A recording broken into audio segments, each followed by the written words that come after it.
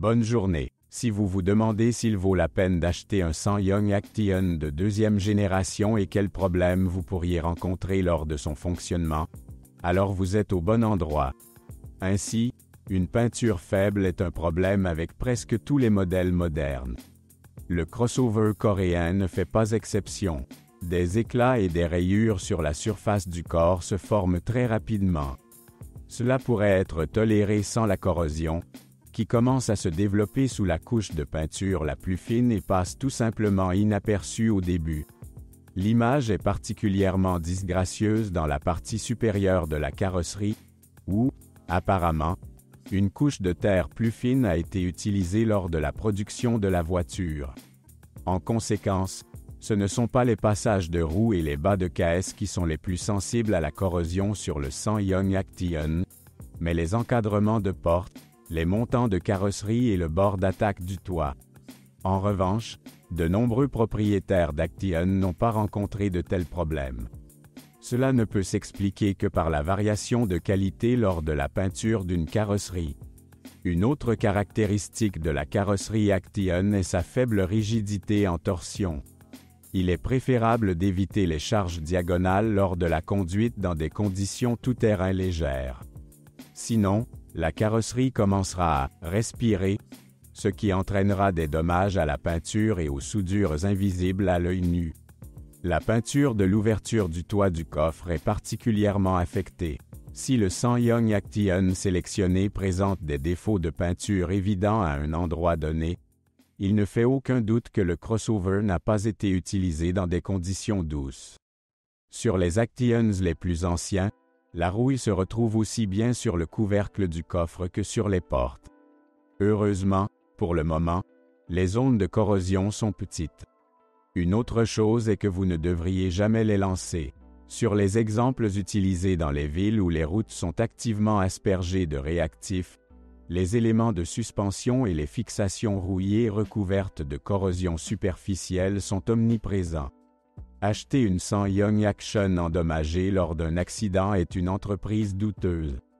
Il n'y a pas beaucoup de pièces de rechange chinoises bon marché pour ce modèle.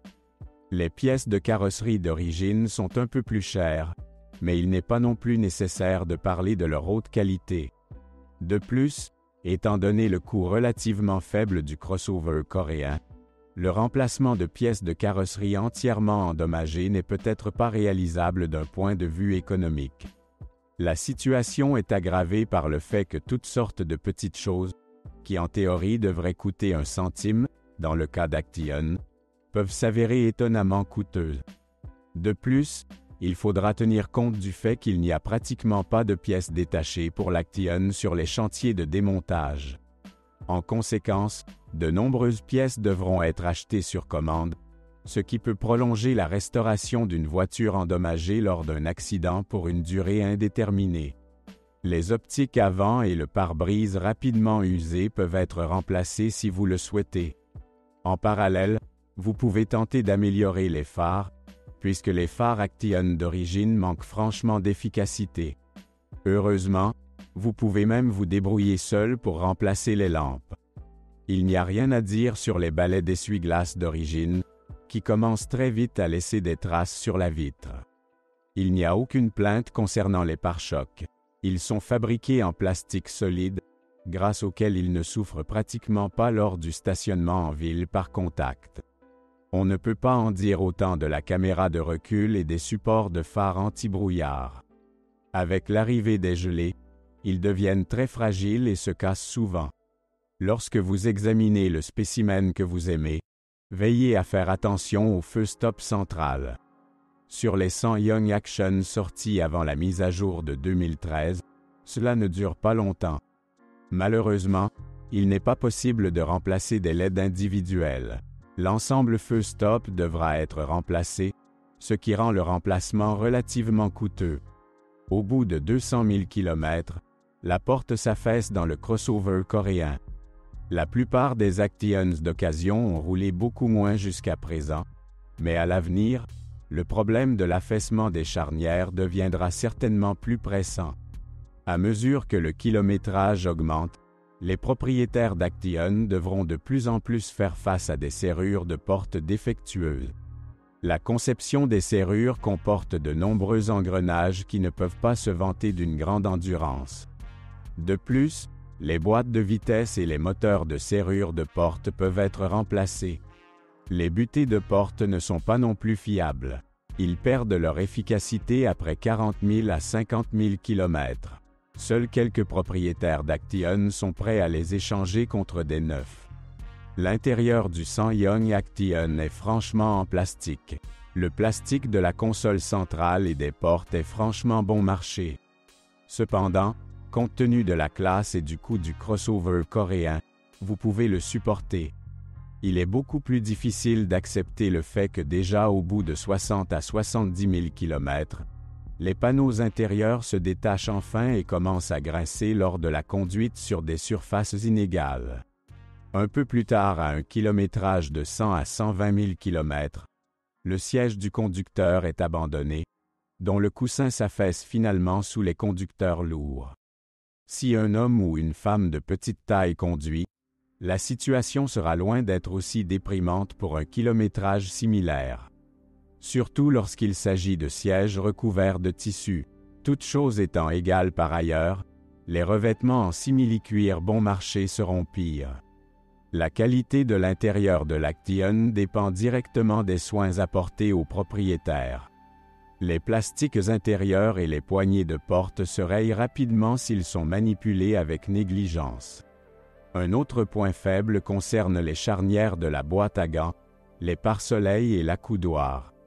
Souvent, il suffit d'un seul mouvement maladroit pour qu'ils se brisent. Les leviers de la colonne de direction se sont également révélés très fragiles. En même temps, avec l'âge, ils commencent à devenir moins fixes. La colonne de direction présente également des problèmes de fixation. Heureusement, il joue dans une très petite plage. Donc cet inconvénient reste longtemps inaperçu auprès de nombreux propriétaires. Dans le système de climatisation Action, le point faible est le compresseur de climatisation. Dans les régions chaudes, lorsque le climatiseur doit fonctionner en permanence, il peut supporter de 80 000 à 100 000 km. C'est pire si la courroie d'entraînement des unités supplémentaires se brise à cause d'un compresseur bloqué. Quant aux passionnés d'automobile des régions du Nord, ils doivent rappeler qu'un groupe motopropulseur diesel était également proposé pour l'Action. En raison de ses caractéristiques de conception, il se réchauffe extrêmement lentement et uniquement sous charge. En conséquence, vous risquez de ne pas ressentir de chaleur lors d'un court trajet en ville dans un crossover avec un moteur diesel sous le capot. L'électricité du SsangYong Action est simple, mais malgré cela, elle pose de nombreux problèmes. La qualité des composants n'est pas assez élevée. Par exemple, un générateur ne peut souvent pas supporter 60 000 km. La courroie d'entraînement n'atteint pas toujours cette marque. Le problème est aggravé par la conception mal conçue du tendeur. C'est pourquoi de nombreux propriétaires tentent de reporter le remplacement de la courroie d'entraînement à la dernière minute. À cet égard, vous n'envierez surtout pas les propriétaires d'un Action à moteur diesel, où parfois il n'est pas du tout possible d'enfoncer le tendeur en position de service. Un autre problème typique du diesel est la défaillance du capteur EGT, après quoi une guirlande de voyants clignote sur le tableau de bord. Des pannes ou pannes périodiques peuvent également être attendues d'autres capteurs. Le frein à main et le système de stabilisation ESP. Avec l'âge, l'unité de commande de transmission intégrale commence à tomber en panne, ainsi que le capteur de direction assistée électrique. Après un kilométrage de 100 à 120 000 km, les problèmes électriques deviennent encore plus importants. Tout d'abord, les propriétaires doivent faire face à des contacts perdus dans le commutateur d'allumage, ainsi qu'à des fils brûlés allant à la batterie. Les problèmes typiques suivants sont la défaillance des sièges avant chauffants et la défaillance des entraînements des rétroviseurs et des vitres latérales. Lors de l'inspection de la voiture que vous aimez, il convient également de vérifier le fonctionnement de l'essuie-glace et en même temps de vous assurer que le câblage est intact. Cette dernière devient malheureusement de plus en plus fragile au fil des années. Les électriciens et mécaniciens automobiles peu qualifiés et peu familiers avec les voitures SsangYong contribuent également à l'apparition de problèmes électriques, dont l'intervention ne résout souvent pas, mais aggrave plutôt le problème. Cependant, pour être honnête, il faut dire que la plupart des problèmes électriques avec Axion peuvent être résolus à moindre coût. Et si vous vérifiez soigneusement la voiture avant de l'acheter et faites attention aux points faibles, leur nombre peut être réduit au minimum sans trop de difficultés. La société coréenne a développé de manière indépendante le moteur à essence G20D installé sur l'Action. Mais les moteurs diesel D20F et D22F ont été formellement empruntés aux Allemands par Mercedes-Benz. Une autre chose est qu'au moment de l'apparition de l'Action de deuxième génération, leur conception d'origine avait tellement changé qu'il n'était plus nécessaire de parler d'emprunt banal. Officiellement, les crossovers équipés d'un moteur diesel de 2,2 litres n'étaient pas vendus sur notre marché. Les Coréens ont décidé qu'une version de 175 chevaux avec un moteur diesel de 2,0 litres suffirait. De plus, une version de 149 chevaux du moteur diesel de 2 litres a été vendue sur notre marché. Un moteur à essence de même volume développait une puissance similaire. Il est important de comprendre que malgré la puissance élevée, conduire un Action diesel de 175 chevaux n'est pas toujours pratique. L'unité hautement accélérée a une plage de fonctionnement très étroite, ce qui nécessite des changements de vitesse très fréquents. Du coup, en termes de dynamique, le crossover doté du moteur diesel le plus puissant ne gagne pratiquement rien sur la version essence de 149 chevaux. Toutes choses égales par ailleurs, un groupe motopropulseur à essence s'avère préférable en termes de fiabilité. Sa conception est simple, donc les problèmes de réparation ne se posent généralement pas. Le problème des éraflures n'est pas typique d'un moteur à essence de 2 litres. Les régulateurs de phase du G20D se sont également révélés très efficaces. Les problèmes mineurs incluent les joints d'huile et les joints qui sont susceptibles de fuir sous des charges élevées. Le seul point faible du moteur à essence de 2 litres était peut-être le tendeur de distribution et la chaîne de distribution d'une conception infructueuse. Et même si les pannes de l'entraînement de distribution se produisent relativement rarement, elles se terminent souvent par une révision majeure du groupe motopropulseur.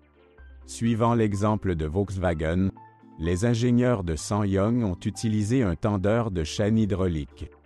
De ce fait, comme sur les moteurs Volkswagen EA111 et EA888, lors du démarrage d'un moteur froid, la chaîne peut sauter. Si vous avez de la chance et que la chaîne ne saute que d'une dent, les pertes seront minimes. Le moteur ne démarre tout simplement pas, ce qui gardera les soupapes intactes. Une autre chose est qu'après la première tentative infructueuse, de nombreux propriétaires essaient de démarrer le moteur encore et encore, se créant littéralement de nouveaux problèmes de leurs propres mains. Non moins alarmant devrait être non seulement le moteur qui refuse soudainement de démarrer, mais aussi le cognement de la chaîne au démarrage. En aucun cas, aucun bruit parasite ne doit être autorisé pendant le fonctionnement d'une unité de puissance chauffée. Il existe de nombreux cas où une chaîne de distribution bruyante s'est cassée 50 à 60 000 km après le prochain remplacement.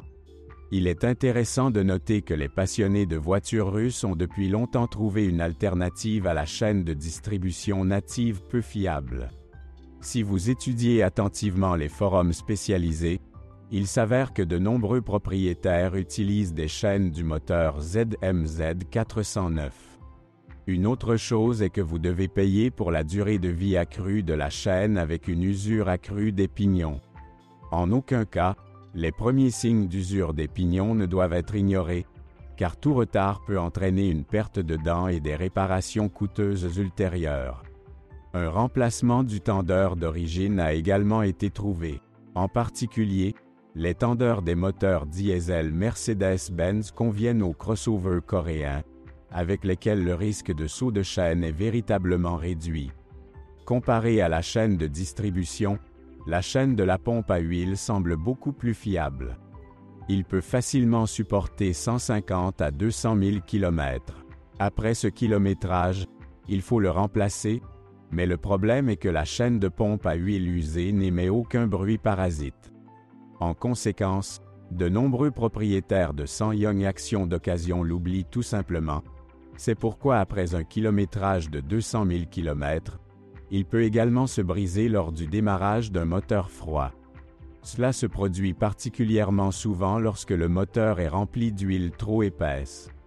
Les moteurs diesel Action ont des problèmes fondamentalement différents.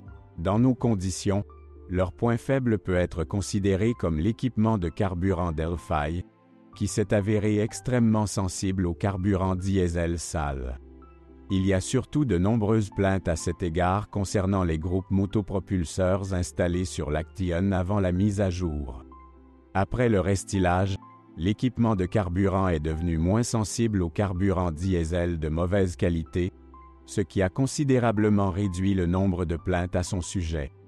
Un autre problème typique concerne les injecteurs qui ont tendance à coller à la culasse. Ce n'est pas pour rien que des artisans expérimentés spécialisés dans les voitures SsangYong recommandent de nettoyer les puits et de retirer les injecteurs au moins une fois tous les 2 ans à titre préventif. Le moteur diesel Action aime généralement les soins. Si vous ignorez les fuites d'injecteurs et les pannes du système EGR, vous devrez à l'avenir faire face à l'apparition de fissures dans la culasse et à l'épuisement des pistons.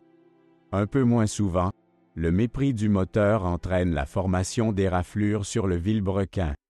Ne négligez pas les problèmes possibles avec les écouteurs. Les personnes à risque sont les voitures à transmission manuelle, dont les propriétaires, afin d'économiser du carburant, passent à la vitesse supérieure à chaque occasion, obligeant le moteur à fonctionner au régime minimum. Lors de l'achat d'un Action diesel, vous devez porter une attention particulière à la turbine. Sur un crossover coréen, il peut commencer à consommer du pétrole à environ 100 000 à 120 000 km. Dans le même temps, il y a des chanceux qui n'ont pas de problème avec la turbine jusqu'à des fonctionnements beaucoup plus sérieux. Cependant, la demande de turbines non originales et d'occasion parmi les propriétaires de SsangYong Action de 2e génération est toujours élevée. La bonne nouvelle est que la chaîne de distribution est manifestement fiable par rapport à un moteur à essence. Il est plus probable que des problèmes proviennent du tendeur de chaîne hydraulique. Le fait qu'ils doivent être remplacés sera indiqué par des phases de marche et un bruit fort lors du démarrage du moteur. Les versions à traction avant de l'Action sont rarement trouvées sur le marché secondaire. À un moment donné, la plupart des acheteurs ont délibérément choisi des modifications avec transmission intégrale, car c'est en termes de capacité tout-terrain que l'Action a clairement laissé derrière lui la plupart de ses camarades de classe. L'Action n'a pas de problème sérieux avec la transmission, mais il pourrait y avoir moins de problèmes mineurs. Tout d'abord, il faut s'attendre à des problèmes dus aux joints homocinétiques, dont la ressource s'est avérée très faible. Ils doivent souvent être changés à des kilomètres allant jusqu'à 100 000 km. Si la voiture roule souvent hors route, la ressource déjà banale devient encore moindre. De plus, les cannelures des arbres de transmission souffrent de la conduite tout-terrain. Sur un Action à transmission intégrale, la boîte de vitesse conique nécessitera une attention particulière. De temps en temps, vous devrez vérifier le niveau d'huile. Si ce dernier est insuffisant, les propriétaires devront d'abord faire face à des roulements hurlants et, après une course de 150 à 180 000 km, ils devront débourser de l'argent pour remplacer les arbres usés. Il vaut la peine de surveiller le niveau d'huile non seulement dans la boîte de vitesse angulaire, mais également dans la marche arrière. Heureusement, même dans le pire des cas, réparer ce dernier ne sera pas difficile. Quant à l'accouplement du train arrière, à mesure que le kilométrage augmente, il commence à fuir et à vibrer. Cela est particulièrement vrai pour les copies des premières années de production. En revanche, les attelages installés dans les premières années confèrent à l'Action une meilleure capacité de cross-country. La conception ultérieure est devenue plus fiable et n'est pratiquement pas sujette aux fuites, mais elle ne transmet pas la traction à l'essieu arrière aussi efficacement qu'auparavant. Une boîte de vitesse manuelle n'est pas non plus à l'abri des fuites d'huile. Étonnamment, les premières petites fuites peuvent apparaître avant même la barre des 100 000 km. En outre, à mesure que le kilométrage augmente, l'entraînement de la boîte de vitesse commence à devenir de plus en plus lâche et, au kilométrage de 180 à 200 000 km, les mécaniciens commencent à travailler avec un bruit perceptible. Le point faible de la transmission manuelle est le volant moteur bimasse. Il y a des cas où il s'est effondré après une course de 70 à 80 000 km. En règle générale, lorsque les propriétaires d'Action commencent à s'inquiéter sérieusement des chocs et des vibrations pendant la conduite, le volant s'use à tel point qu'il n'est pas possible de le réparer. Vous ne pourrez pas acheter un volant moteur non original. Étonnamment, sur un Action à moteur essence, le volant moteur dure moins longtemps que sur un crossover à moteur diesel. Sur la version diesel, le volant d'inertie peut dans la plupart des cas supporter facilement 150 à 170 000 km. La transmission automatique, désignée BTR DSI System 11, s'est avérée encore moins fiable. Au cours des premières années de production de l'Action de deuxième génération, l'automatique souffrait d'un grand nombre de maladies infantiles. Dans le même temps, la qualité instable d'un certain nombre de composants de la boîte a aggravé la situation. Les spécialistes de DSI ont pris la conception de la transmission automatique Hyundai comme base pour la nouvelle boîte de vitesse, mais l'ont repensée en tenant compte de l'utilisation de nouveaux solénoïdes. Cette dernière a fini par être surchargée. Il n'y a rien de difficile pour les spécialistes spécialisés dans le remplacement des solénoïdes, mais le remplacement doit être effectué à temps. Naturellement, de nombreux propriétaires d'Actions neufs et d'occasion ne le savaient même pas. En conséquence, le premier solénoïde défaillant provoque le développement de plusieurs problèmes à la fois. En particulier, la bande de frein, son servomoteur et la tige du servopiston souffrent de solénoïdes mal remplacés. Ensuite, la tige commence à casser son siège dans le corps, après quoi les réparations deviennent encore plus coûteuses. Un autre point faible de la transmission automatique est le roulement arrière du train planétaire. Au fil du temps, il se brise, après quoi la bague devient soudée au corps.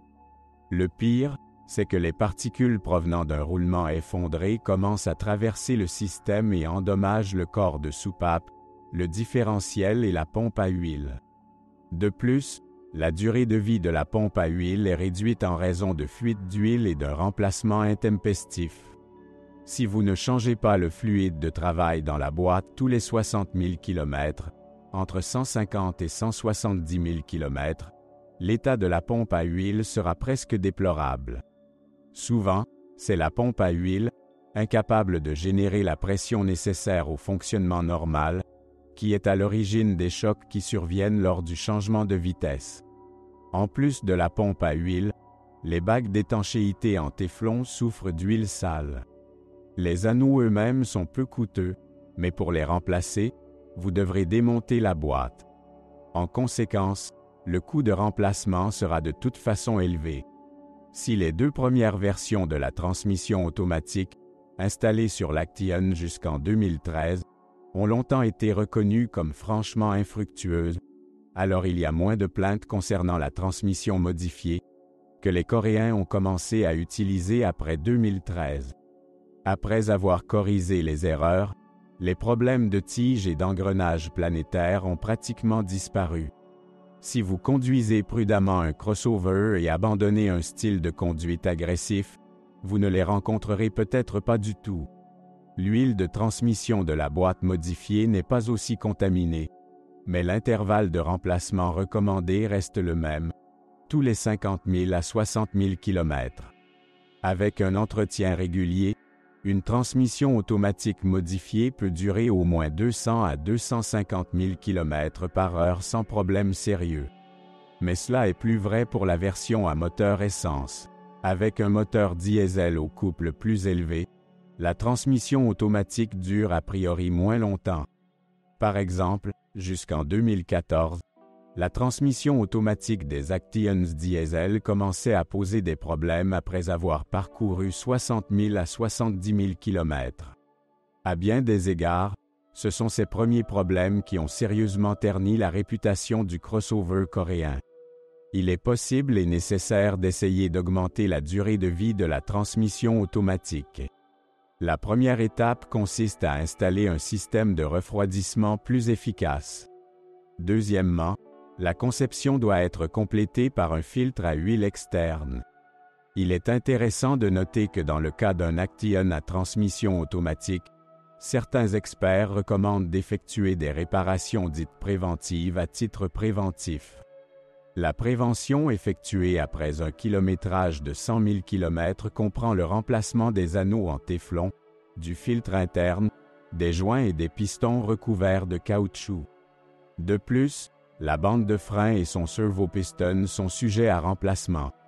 Bien sûr, une liste de travaux aussi considérable nécessitera des dépenses importantes, mais la pratique montre que dans un avenir proche, ils permettront d'économiser beaucoup.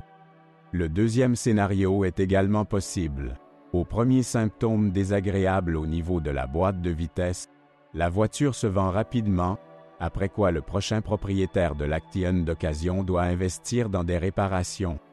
La suspension du SsangYong Action est bien réglée, mais elle ne peut pas se vanter d'une durée de vie exceptionnelle des consommables. Les jambes de force stabilisatrices d'origine ne peuvent supporter que 20 à 30 000 km. Naturellement, sur les crossovers d'occasion, ils ont longtemps été remplacés par des non-originaux de meilleure qualité. De plus, les supports de certains modèles Mazda et Toyota conviennent à l'Action. Dans des conditions de déplacement fréquents sur de mauvaises routes, au bout de 80 000 km, les roulements de roues et les joints homocinétiques épuisent leur durée de vie. Dans des conditions idéales, ils dureront de 120 à 150 000 km. Cependant, la fiabilité moyenne des pièces de suspension ne devrait guère être bouleversante, puisque les consommables sont peu coûteux. Au contraire, les propriétaires d'Action ne sont pas satisfaits du fait que même une suspension crossover entièrement fonctionnelle ne peut pas se vanter du silence. Pendant le fonctionnement, la suspension émet de nombreux bruits parasites, dont la source n'est souvent pas très facile à trouver. Dans la version essence de l'Action, la direction assistée hydraulique était plus souvent utilisée, dans les versions diesel après restylage électrique. Toutes choses égales par ailleurs, il est préférable de choisir un exemplaire avec direction assistée, car l'amplificateur électrique s'est avéré inefficace. Il peut taper et grincer lors du fonctionnement, et ces capteurs fonctionnent souvent mal et transmettent des informations incorrectes au système de stabilisation ESP. Cela entraîne à son tour un mauvais fonctionnement du système de transmission intégrale. L'amplificateur électrique n'est pas assuré contre les pannes ordinaires, panne des capteurs et du moteur, ainsi que câblage grillé. Dans ce contexte, le surpresseur hydraulique apparaît comme un modèle de fiabilité. À condition que le fluide de travail soit remplacé en temps opportun, il durera au moins 200 000 km. À kilométrage élevé, un jeu à peine perceptible apparaît dans la direction assistée, mais ce n'est pas un problème grave. Le système de freinage de SsangYong est simple. Certains propriétaires notent la courte durée de vie des disques et plaquettes d'origine, mais pour les acheteurs de crossovers d'occasion, où ces éléments du système de freinage ont déjà été remplacés, ce problème perd de sa pertinence. Le point faible du système de freinage réside dans les câbles de frein à main. Ils sont peu coûteux, mais tous les propriétaires ne sont pas prêts à se rendre chez un mécanicien pour les remplacer tous les 3 ans. La situation est similaire avec l'entretien des étriers. Sur les Actions qui se déplacent souvent dans la boue, ils tournent rapidement au vinaigre. Belle apparence, caractéristiques techniques attractives et prix encore plus attractifs. Pour ceux qui ne sont pas prêts à creuser plus profondément et à comprendre les tenants et les aboutissants du crossover coréen, le SsangYong Action de deuxième génération peut réserver de nombreuses surprises désagréables. Surtout lorsqu'il s'agit d'exemplaires sortis avant 2014. Quelques années après le début de la production, l'Action s'est amélioré, mais à ce moment-là, la demande avait chuté. En conséquence, la majorité des voitures brutes de 2011 à 2013 sont vendues sur le marché secondaire. Ils sont peu coûteux, mais si vous achetez un Action pour au moins 3 à 4 ans, vous ne pourrez certainement pas vous passer d'y investir. De ce fait, il est peu probable que vous puissiez gagner financièrement par rapport à vos camarades de classe. Si vous êtes propriétaire, assurez-vous de laisser un commentaire sur cette voiture. Votre avis aidera certainement les autres à choisir une voiture.